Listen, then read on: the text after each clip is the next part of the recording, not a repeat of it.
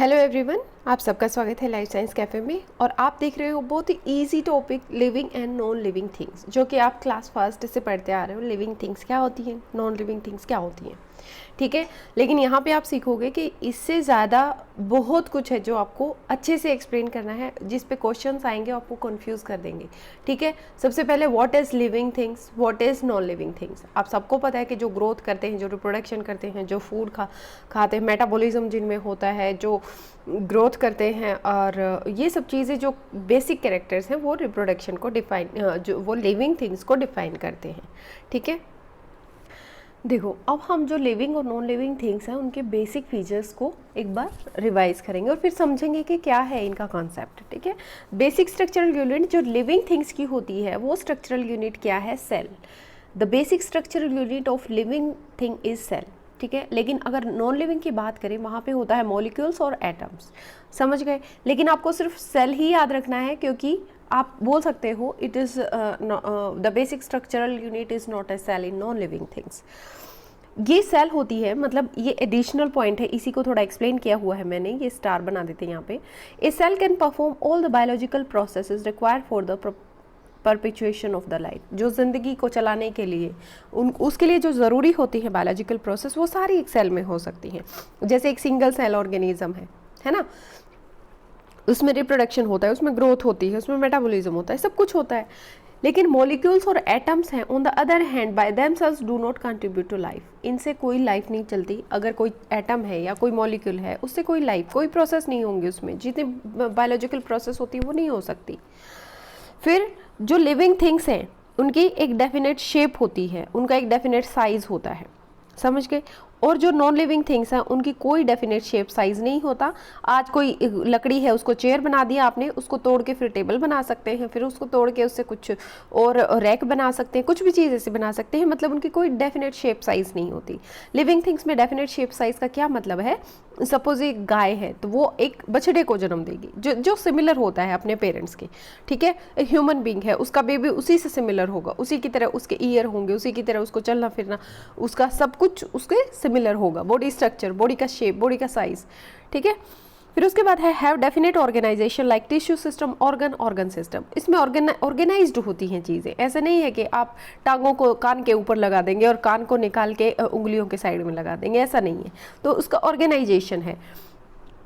इसमें कोई definite organisation नहीं होता नॉन लिविंग थिंग्स में किसी भी तरह के। अब आपने देखा होगा कि चेयर सारी एक जैसी होती हैं, वो तो जैसे हम बनाएंगे वैसे ही होती हैं। क्लियर हो गया।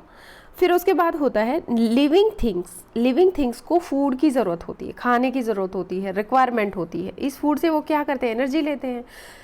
फिर जो नॉन लिविंग थिंग्स है उनको खाने की कोई ज़रूरत नहीं होती, फूड की ज़रूरत नहीं होती। नॉन लिविंग थिंग्स जो हैं, glucose is combined with oxygen to obtain energy in respiration process. It means respiration is very necessary in case of living things. जहाँ पर रेस्पिरेशन रुक जाएगा वहाँ पर लाइफ की जो है प्रोसेस भी रुक जाएगी। नॉन लिविंग थिंग्स में क्या है? रेस्पिरेशन नहीं होता। अब इम्पोर्टेंट चीज़ आती है कि जो जो चीज़ें होती है ना, इसमें इम्पोर्टेंट चीज़ें हैं, वो क्या क्या है लिविंग थिंग्स में, क्या ज़रूरी होती हैं, क्या नहीं होती हैं, वो देखो। अब रेस्पिरेशन में मेटाबॉलिज्म जो है वो बहुत ज़रूरी होता है। लेकिन मेटाबॉलिज्म आपको पता है हम टेस्ट ट्यूब में भी कर सकते हैं, मेटाबॉलिज्म वहाँ पे भी होता है। Both catabolic and anabolic reactions take place in cell में होती हैं। तो ये ज़रूरी है कि metabolism is not a defining feature because it can take place in lab also, in test tube also. हम वो सारे एंजाइम्स, वो सारा मटेरियल डाल देंगे तो वहाँ पे भी हो जाएगा मेटाबॉलिज्म। लेकिन ये एक सेल में होना ज़रूरी है, तब ये डिफाइनिंग फीचर हो जाएगा। अब नॉन लिविंग केस में जब खाना ही नहीं खाते तो मेटाबॉलिज्म कैसे होगा? फिर शो रिस्पॉन्स टू स्टिमुली और शो कॉन्शियसनेस, रिस्पॉन्स दिखाते हैं। अब हमें गर्मी लग रही है तो हम क्या करेंगे? कूलर चलाएंगे। या फिर जो गर्मी के एनिमल्स हैं, जो जैसे जो भी जीव जंतु बाहर रहते हैं हमारे गर्मी वाले सीज़न में, ठीक है, तो वो क्या करते हैं? वो अपने आप को प्रोटेक्ट करने के लिए छाया में रखते हैं, खुद को पानी पीते हैं, या फिर जो भी तरीका है उनका वो यूज़ करते हैं। गर्मी लगती है तो वो ग्रुप में बैठ जाते हैं इस तरह से। लेकिन नॉन लिविंग थिंग का कोई रिस्पॉन्स नहीं होता, मतलब सेल्फ कॉन्शियस नहीं होते वो। ह्यूमन क्या है? सेल्फ कॉन्शियस है, बट बाकी सारे हैं कॉन्शियसनेस शो करते हैं, रिस्पॉन्स शो करते हैं हमारे एनवायरनमेंट के लिए। फिर है एक्सक्रीट अनवांटेड मटेरियल, जो लिविंग थिंग्स है उनमें अनवांटेड मटेरियल है। देखो खाने से ही रिलेटेड आप मेटाबॉलिज्म करते हो, you need food and you show catabolism and anabolism in the cell and you grow, क्योंकि ग्रो करेंगे कि हम खाना खा रहे हैं, ग्रोथ तो होनी ही है। फिर उसके बाद आप अनवांटेड मटेरियल को एक्सक्रीट करते हो। तो ये कितने सारे डिफरेंसेस हैं जो हमारे सिर्फ मेटाबॉलिज्म पे, हमारे सिर्फ खाने के ऊपर ही हो गए हैं। फिर एडेप्टेशन शो करते हैं, मतलब अडेप्ट हो जाते हैं। जैसे हम लोग हैं, ठीक है, हम क्या करते हैं, हम सर्दी में अगर हम सर्दी वाली किसी सपोज हिली एरिया में चले जाए तो हम वहाँ के लिए अडेप्ट हो जाएंगे। कुछ साल लगेंगे लेकिन अडेप्ट तो हो ही जाएंगे। अगर हम बहुत सारी बर्फ़ गिरती है जहाँ पे, सपोज हम लेह लद्दाख में चले गए तो वहाँ पे बहुत बर्फ़ गिरती है तो हम अडेप्ट हो जाएंगे। टाइम लगता है लेकिन अडेप्टेशन शो होती है। नॉन लिविंग थिंग्स का कोई अडेप्टेशन नहीं, वो फट जाएगी, टूट जाएगी, कट जाएगी, बहुत ज़्यादा गर्मी में जल जाएगी, ऐसा कुछ हो सकता है, लेकिन कोई अडेप्टेशन नहीं होती। उसके बाद आता है रिप्रोडक्शन। रिप्रोडक्शन क्या होता है, जो लिविंग है उनका रिप्रोडक्शन एक फीचर है, ठीक है, लेकिन जो रिप्रोडक्शन है वो सब में ही नहीं होता है। मैं थोड़ा सा ना यहाँ पे कट गया है, मैं बता देती हूँ आपको। जैसे रिप्रोडक्शन है, ठीक है, अब ये तो एक लाइन हो गई कि रिप्रोडक्शन इसमें होता है, नॉन लिविंग थिंग्स में कोई रिप्रोडक्शन शो नहीं होता। तो अब रिप्रोडक्शन में जो लिविंग थिंग्स में है उसमें यूनिसेलुलर में क्या है, ग्रोथ और रिप्रोडक्शन एक सेम चीज़ है। मतलब सपोज ये अमीबा है, ठीक है, अमीबा में इस तरह से न्यूक्लियस डिवाइड हो गया और यहाँ पे एक और अमीबा हो गया और ये बढ़ा था। इस बढ़ना मतलब रिप्रोडक्शन के लिए ये हो गया शुरू प्रोसेस, ठीक है। अब ये यहाँ पे एक इसने अपनी मेम्ब्रेन को एनलार्ज किया, ये मिल गई यहाँ पे और फिर ये 2 अमीबा में कन्वर्ट हो गया। मतलब ये अमीबा की ग्रोथ भी हो गई साथ में और रिप्रोडक्शन हो गई, ये एक ही बात है इसमें। लेकिन जो मल्टी सेलुलर ऑर्गेनिज्म होते हैं उसमें रिप्रोडक्शन का टाइम अलग होता है, ग्रोथ का टाइम अलग होता है। आप प्लांट्स के केस में पढ़ोगे, है ना, वेजिटेटिव फेज़ अलग है, रिप्रोडक्टिव फेज़ अलग है। ह्यूमन बीइंग में भी ऐसा नहीं है कि जब हमारे बच्चे पैदा होते हैं तब से ही रिप्रोडक्शन शुरू हो जाता है, नहीं। उनमें रिप्रोडक्शन की एक डेफिनेट फेज़ होता है, मैच्योरिटी पे रिप्रोडक्शन शुरू होता है, तभी वो चीज़ सही रहती है ना। अब क्या होता है, एक्सेप्शन भी है इसमें, रिप्रोडक्शन के केस में एक्सेप्शन भी होते हैं। जैसे आप लगा लो वर्कर बी का केस ले लो, वर्कर बीज जो होती हैं वो रिप्रोडक्शन से नहीं पैदा होती हैं। फिर इनफर्टाइल कपल्स जो होते हैं ह्यूमन बीइंग में, ठीक है, इनफर्टाइल कपल मतलब जिनके बच्चे पैदा नहीं होते, तो क्या वो जीते नहीं है, मर जाते हैं?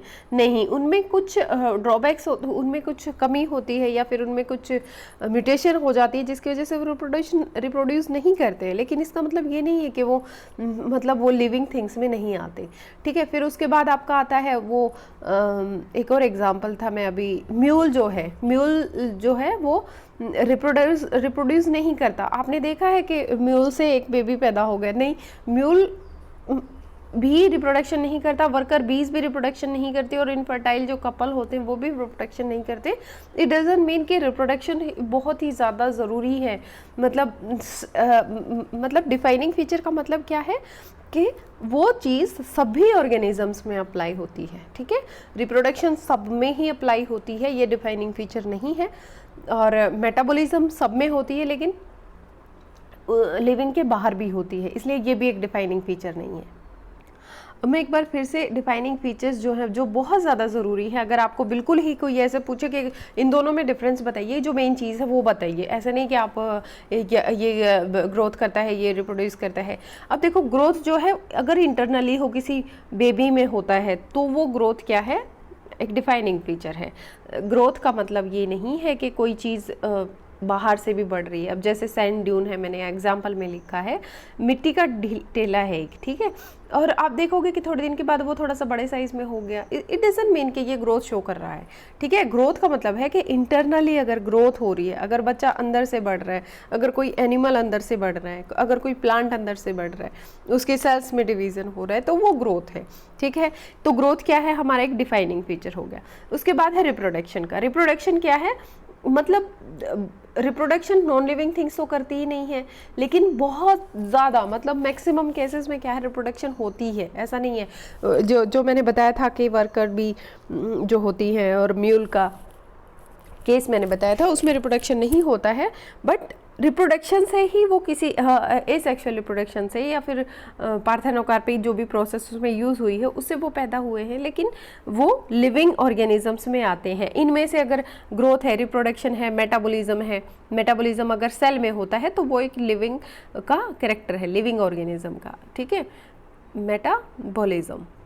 मेटाबॉलिज्म और फिर फोर्थ वाला आ गया कॉन्शियसनेस। तो ये 4 चीज़ें हैं जो आप बता सकते हो कि ये बहुत ज़्यादा ज़रूरी है लिविंग को नॉन लिविंग से डिफरेंशिएशन के लिए। अब आप देखोगे कि जब भी आपको कोई ऐसे पूछता है या आपको कंफ्यूज करने के लिए एग्जाम में पेपर में आता है क्या मल्टीपल चॉइस क्वेश्चंस में, तो इनके अलावा जो भी ऑप्शंस होगा वो बहुत ज़्यादा ज़रूरी नहीं होगा। तो आपको ये 4 याद करने हैं, ग्रोथ, कॉन्शियसनेस, मेटाबॉलिज्म और रिप्रोडक्शन, ठीक है। RMMR कुछ भी कर लेना और G से अलग से हैं, ग्रोथ, कॉन्शियसनेस, मेटाबॉलिज्म और रिप्रोडक्शन। ये 4 बहुत ज़्यादा ज़रूरी है और इस पे हम मल्टीपल चॉइस क्वेश्चंस भी करेंगे। मैं अभी आज ही इसमें वीडियो डाल दूंगी जो कि आपके हर एक एग्जाम के लिए जिसमें लिविंग नॉन लिविंग थिंग का आता है ना, उसमें हर एक के लिए ज़रूरी है। और बच्चे छोड़ देते हैं कि बहुत ईजी टॉपिक है, हमें आता है, इसमें क्या है, इसमें बस ये होता है वो सांस लेते हैं इसलिए वो लिविंग है, वो खाना खाते हैं इसलिए लिविंग है। ऐसा नहीं, आपको साइंस की तरह से इसको पढ़ना है और इसको ईजी समझ के इसमें कन्फ्यूजन के लिए नहीं जोड़ना है कुछ भी टॉपिक, ठीक है।